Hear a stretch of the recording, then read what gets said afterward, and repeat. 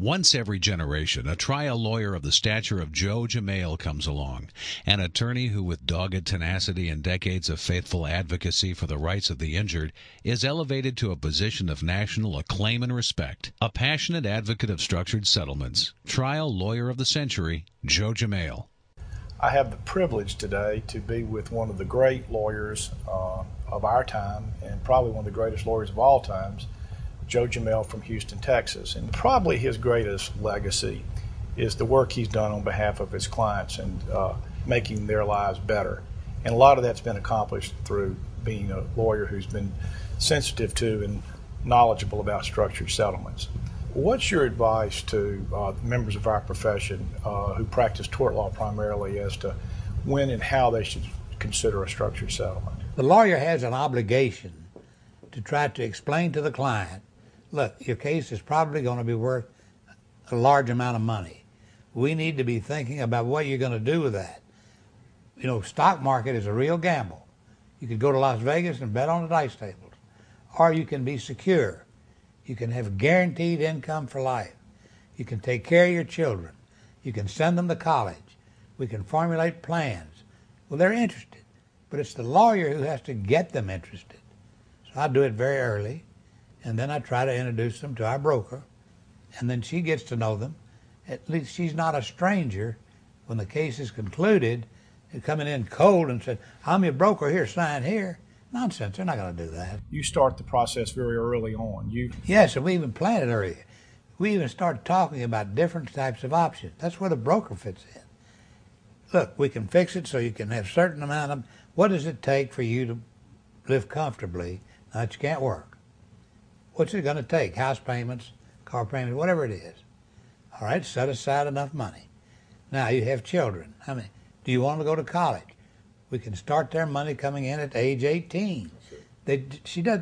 Brokers can be very imaginative, can be very creative, and create different kinds of plans.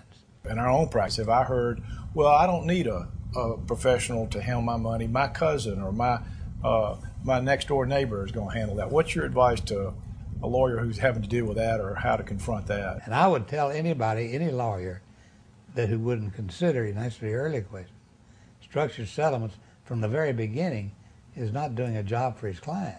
How about a child? Let me be interviewer. What would you do with a blind child? Give the daddy and mommy the money? Doesn't work. Doesn't work. I'll give you some examples if you want it. We'd love to. I got sued once because of that. Okay.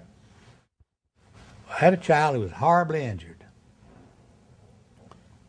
The child had a brother and a sister who were not involved, who were not injured, not affected in any way. I was able to get a net of about $30 million for the child.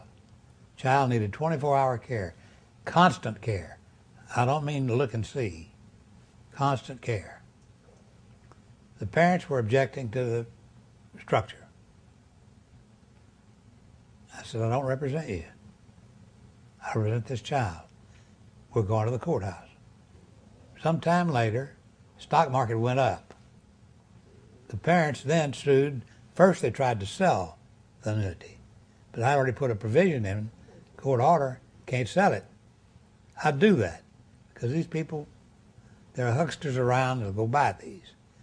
So my court orders read, no settlement of this without court approval. Well, anyway, then they sued me because the stock market went up. And they could have made more money if they had taken the money and put it in the stock market. Well, that was thrown out immediately, the case. But that's just an example of what people will do. They wanted to give part of this blind child's money to a brother and a sister. At what point do you think the lawyer's role stops? Do you think the lawyer just hands it over to the broker and that's the end of it, or has the lawyer got to be an advocate even in that process? They're not going to sign anything without me okaying it, structured settlement or not. So I'm always present because the lawyer has to be there. It's the lawyer that they trust first, the broker second. Let's be honest about it. Have you had a situation that you could share with our viewers that a person just wouldn't take the structure?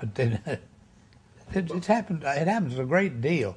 What happens is you lose control over them if you don't start early, and back to that again, and you start with the adults, children I can handle.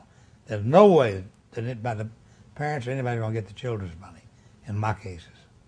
The courts trust me enough to understand I know what I'm doing. And the really debilitated people trust me. But when they come in and they want to go out and think about it, they go to the nearest beer joint, talk to whoever there plays the saddest song, and buys the next round, I guess. He's finally become a financial advisor. And they're just gullible. By contrast, the same question, have you ever had a client who was sort of hesitant not to do a structured? You wanted them to do it, and they finally, in your persuasive way, convinced them it was in their best interest, and years later came back to you and said, Mr. Jamel, I just have to tell you, that was the best thing that ever happened in my life. I see it every day, and I don't want to brag, but yes, I don't try to talk them into it. What I do is, again, to advocacy, show them the advantages and the disadvantages. Are you going to want to be worried about whether General Electric stock goes up or down tomorrow? Or do you want a guaranteed income? You were a working man. You would have retired on Social Security and whatever retirement you could have got. Why'd you work? To get your house paid for, be out of debt, and have enough money to live on.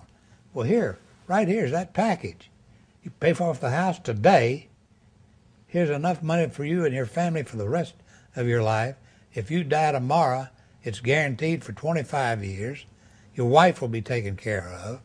And if you want the money back, we can reduce this income and give you your whole $10 million back in 20 or 25 years. And they're easily convinced if you use the right words in communication, and if you've been honest with the client, and if you've groomed them from the beginning.